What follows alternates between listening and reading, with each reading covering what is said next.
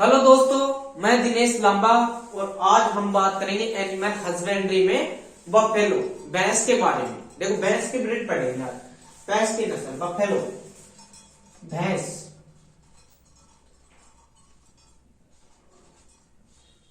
Buffalo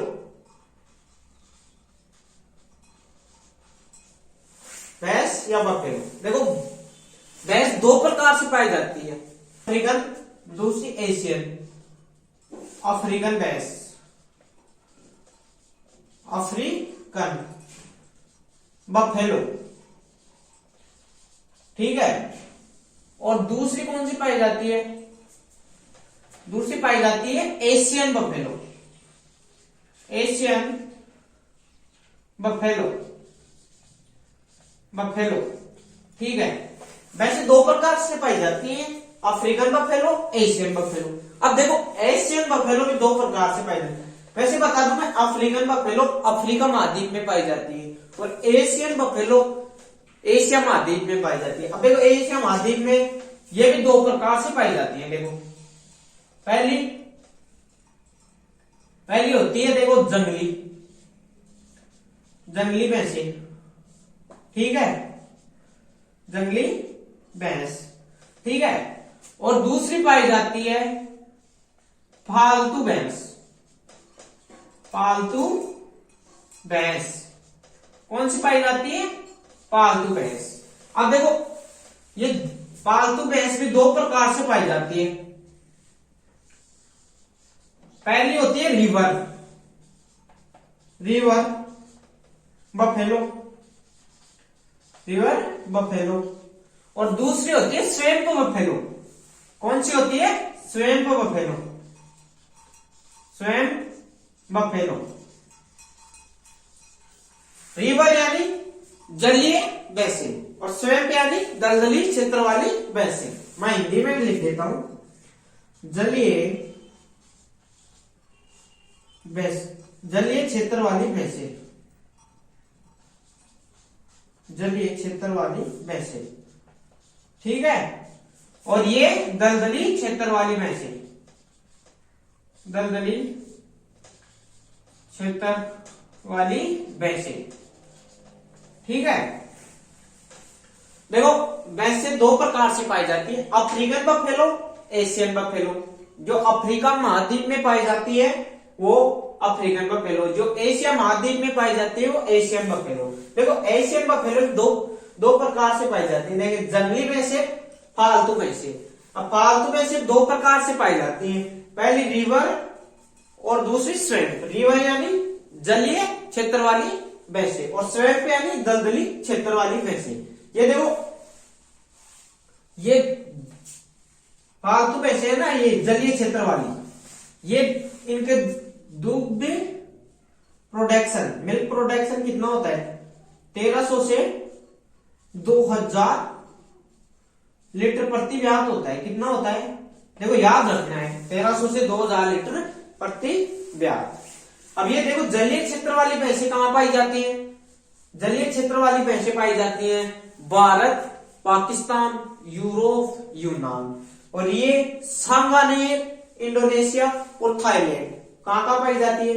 मैं लिख दूं, जलीय क्षेत्र वाली भैंसे तो भारत, पाकिस्तान, यूरोप और यूनान। कहां पाई जाती है? भारत, पाकिस्तान, यूरोप, यूनान। रिवर बफेलो पाई जाती है, ठीक है। और दूसरी स्वैम्प बफेलो कहां पाई जाती है? सांगानेर, थाईलैंड, सांगानेर, थाईलैंड और इंडोनेशिया। इंडोनेशिया कहां पाई जाती है? देखो जलीय क्षेत्र वाली भैंसे भारत, पाकिस्तान, यूरोप, यूनान आदि क्षेत्रों में पाई जाती है। और दलदली क्षेत्र वाली भैंसे है ना, जो सांगानेर, थाईलैंड, इंडोनेशिया क्षेत्र में पाई जाती है। देखो रिवर बफेलो होती है ना, रिवर बफेलो जलीय क्षेत्र वाली, और स्वैम्प स्वैम्प बफेलो। इसका जूलॉजिकल नेम होता है, क्या होता है जूलॉजिकल नेम? बुबेलस, बुबेलस, बुबेलस, बुबेलिस, बुबेलिस। क्या होता है? बुबेलस बुबेलिस। और इसका क्या होता है? इसका होता है बुबेलस बुबेलस बुबेलिस, बुबेलिस कार्बेंसिस, कार्बेंसिस। क्या होता है? बुबेलस बुबेलिस, बुबेलिस, बुबेलस बुबेलिस। और इसका होता है बुबेलस बुबेलिस, बुबेलिस कार्बेंसिस, कार्बेंसिस। क्या होता है? कार्बेंसिस। देखो, रिवर बफेलो का जूलॉजिकल नेम होता है बुबेलस बुबेलिस, और स्वैम्प बफेलो का जूलॉजिकल नेम होता है बुबेलिस कार्बेंसिस। बात करें इसकी फैमिली, परिवार की फैमिली, तो फैमिली होती है बोवेडी, बोवेडी। क्या होती है? बोवेडी। ठीक है, ये था इसका वर्गीकरण। आगे हम बात करेंगे भैंस के समूह के बारे में, इसकी सामान्य जानकारी के बारे में।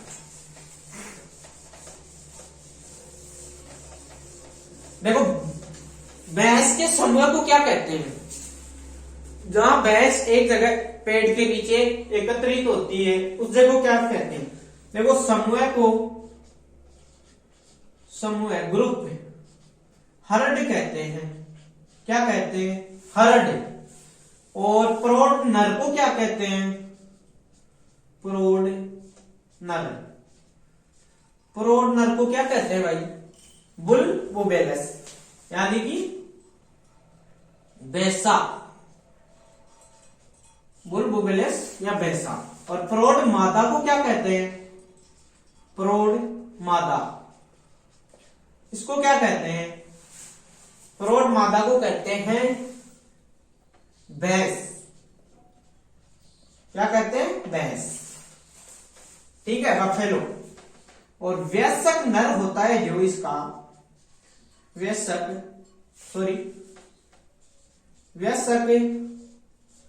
नर को क्या कहते हैं भाई? वयस्क नर को कहते हैं, वयस्क नर को कहते हैं पाडा। छोटे बछड़े को क्या कहते हैं? पाडा। बफेलो कॉफ, बफेलो कॉफ या पाडा। क्या कहते हैं? पाडा। सामान्य भाषा में नहीं बोलते हैं क्या पाडा। और वयस्क, ये नर हो गया, और ये वयस्क मादा। इसको क्या कहते हैं? हिपर को, हिपर कॉफ। ठीक है, हिपर कॉफ यानी पाडी। सामान्य भाषा में बोलते हैं पाडी या पडिया, पडिया। ठीक है, ये इसकी वयस्क मादा थी। आगे हम बात करें तो इसका गर्भकाल कितना होता है? गर्भकाल, इसका गर्भकाल होता है 310 दिन। देखो, गाय का 281 दिन था और भैंस का 310 दिन। आगे बात करें हम इसके मध्य चक्कर, मध्य चक्कर ये होता है 21 दिन का। ठीक है, कितने दिन का? 21 दिन का। और मध्यकाल, मध्यकाल कितने दिन का? मध्यकाल होता है 27 घंटे का, 27 घंटे का। अब आरंभ, यौनारंभ 30 से 30 से 42 माह होता है। कितना होता है? 30 से 42 माह में। कितने दिन में होता है? 30 से 42 माह में। अब देखो यौनारंभ क्या होता है? जब मादा पशु होती है, मादा भैंस, जिसके जननांग पूर्ण तरह से विकसित हो जाए अर्थात प्रजनन के लिए रेडी हो जाए, उसे यौनारंभ कहते हैं। बात करें मध्यकाल क्या होता है? देखो मध्यकाल जब मादा पशु नर पशु के साथ संभोग करने की इच्छा जाहिर करे, उसे मध्यकाल कहते हैं। ठीक है। मध्य चक्र किसे कहते हैं? जब मध्यकाल, दो मध्यकालों के बीच को मध्य चक्र कहते हैं। दो मध्यकालों के बीच के समय को मध्य चक्र कहते हैं। ठीक है। दो मध्यकालों के बीच के समय को मध्य चक्र कहते हैं। आगे हम बात करें तो नाड़ी दर कितनी होती है भैंस की? नाड़ी दर, देखो नाड़ी दर होती है 40 से 45 बार प्रति मिनट। कितनी होती है? 40 से 45 बार प्रति मिनट। श्वास दर की बात करें हम, श्वास दर तो 15 से 18 बार प्रति मिनट होती है भाई। कितनी होती है? 15 से 18 बार प्रति मिनट होती है। बात करें हम इसकी मांस की, कि मांस को क्या बोलते हैं? इसके मांस को बोलते हैं बफन। और जो जंगली भैंसे होते हैं उसको कैराबीप क्या बोलते हैं? कैराबीप। आगे हम बात करें तो इसको रखने के लिए स्थान की आवश्यकता होती है। वो कितनी होती है? देखो स्थान एक तो बंद होता है, एक खुले बंद। ठीक है। Open area, close area. Close area के लिए 4 मीटर स्क्वायर की आवश्यकता होती है। देखो बात करें हम इसकी तो ये दो प्रकार से होगा। बंद स्थान। ठीक है। बंद स्थान के लिए 4 मीटर स्क्वायर की स्थान की आवश्यकता होती है, यानी कि 25 से 35 वर्ग फुट और खुले स्थान के लिए 8 मीटर स्क्वायर की आवश्यकता होती है। फुट में बता दूं मैं 80 से 100 वर्ग फुट। ठीक है। स्थान हो गया। देखो समूह को हर्ड बोलते हैं, परोढ़ नर को वैसा बोलते हैं, परोढ़ मादा को भैंस बोलते हैं, वयस्क नर को बफेलोकॉफ या पाडा, वयस्क मादा को हिप्परकोव या पाडी या पडिया बोलते हैं। गर्भकाल 310 दिन का होता है। मध्य चक्कर 21 दिन का होता है। मध्यकाल 27 घंटे का होता है। और यौनारंभ 30 से 42 माह में शुरू हो जाता है। नाड़ी दर 40 से 45 बार प्रति मिनट होती है। श्वास दर 15 से 18 बार प्रति मिनट होता है। मांस को बफन बोलते हैं तथा जंगली भैंस के मां को कैराबीप कहते हैं। भैंस के लिए स्थान, बंद स्थान, क्लोज एरिया के लिए 4 मीटर स्क्वायर की आवश्यकता होती है और खुले स्थान, ओपन एरिया के लिए 8 मीटर स्क्वायर की आवश्यकता होती है। कितनी होती है आवश्यकता? ये देखो आगे हम बात करें वजन के आधार पर भैंस का वर्गीकरण।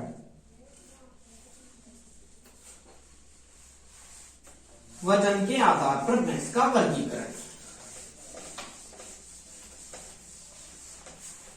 आगे हम बात करें वजन के आधार पर भैंस का वर्गीकरण। वजन के आधार पर वर्गीकरण। ठीक है। देखो वजन के आधार पर भैंस 3 प्रकार की होती है। भारी श्रेणी, मध्यम श्रेणी, हल्की श्रेणी। देखो बात करें हम भारी श्रेणी की, पहली भारी श्रेणी, भारी श्रेणी, ठीक है। इसमें देखो एक ट्रिक है, ट्रिक है क्या, जामुनी, जामुनी। देखो जा से जाफराबादी, जाफराबादी, ठीक है। मुंह से मुर्रा, मुंह से मुर्रा। नी से नीला रावी, नी से नीली रावी, क्या है, नी से नीली रावी। बात करें हम दूसरी श्रेणी की, तो दूसरी श्रेणी होती है मध्यम श्रेणी, श्रेणी, ठीक है। इसमें पहली होती है महसाना, महसाना, दूसरी बदावरी, और तीसरी होती है नागपुरी। कौन सी होती है, महसाना, बदावरी, नागपुरी, मध्यम श्रेणी। तीसरी होती है हल्की श्रेणी, कौन सी होती है, हल्की श्रेणी। हल्की श्रेणी में देखो सूरती भैंस है। आपके जेड के सिलेबस के अकॉर्डिंग आपके जाफराबादी भैंस भी दिया गया है सिलेबस में, मुर्रा भैंस भी दिया गया है, नीली रावी भी दिया गया है, मेहसाना भी दिया गया है, बदावरी भी दिया गया है, सूरती भी दिया गया है, बदावरी भी दिया गया है। ये नागपुरी नहीं दिया गया है जेड के सिलेबस में। देखो ये बात थी भैंस के सामान्य परिचय की। आगे हम बात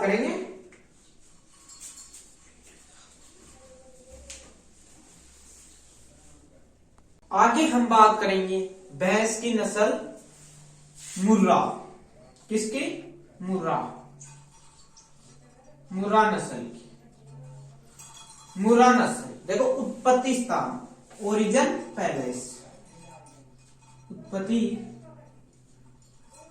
स्थान, ओरिजिन पैलेस।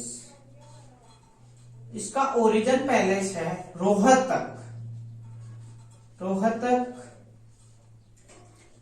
हिसार, पंजाब,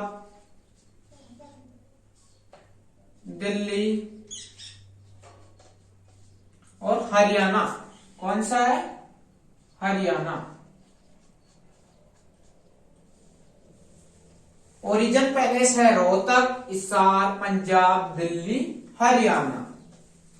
हम बात करें इसके वितरण की, वितरण राजस्थान में कहां होता है। देखो वितरण राजस्थान में 7 संभाग है, सॉरी वितरण की बात करें राजस्थान में 7 संभाग है, जिनमें से ये 5 संभाग में पाई जाती है और 2 संभाग में नहीं पाई जाती है। देखो लिख देता हूं, जोधपुर, जोधपुर संभाग, जयपुर संभाग, कोटा, बीकानेर, व अजमेर संभाग में पाई जाती है। कहां, संभाग, जोधपुर संभाग, जयपुर संभाग, कोटा संभाग, बीकानेर संभाग व अजमेर संभाग में पाई जाती है। बात करें 2 संभाग कौन से हैं जिनमें नहीं पाई जाती है, भरतपुर और उदयपुर। आगे हम बात करते हैं इसकी विशेषता की। विशेषता देखो इसका रंग होता है जेट ब्लैक, पूरी तरह काला, प्योर काला, काजल की तरह। शॉर्ट लिख देता हूं मैं, शरीर का रंग, शरीर का रंग जेट ब्लैक, जेट ब्लैक। कैसा होता है, जेट ब्लैक। दूसरी विशेषता है इसकी सींग जलेबी आकार की, जलेबी या गुंडी नुमा, गुंडी नुमा। समझ गए आप गुंडी नुमा कैसे? देखो इसके सींग होते हैं ऐसे, अंदर जाकर जलेबी की तरह गुंडी खाते हैं। आगे हम बात करें इसकी अगली विशेषता की। पूंछ पर सुनहरे सुनहरे बाल पाए जाते हैं। क्या पाए जाते हैं? पूंछ पर सुनहरे बाल होते हैं। ठीक है, बात करें हम इसकी अगली विशेषता की, तो विश्व में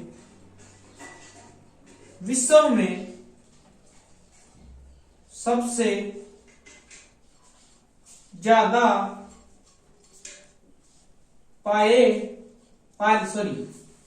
सबसे ज्यादा पाली जाने वाली नस्ल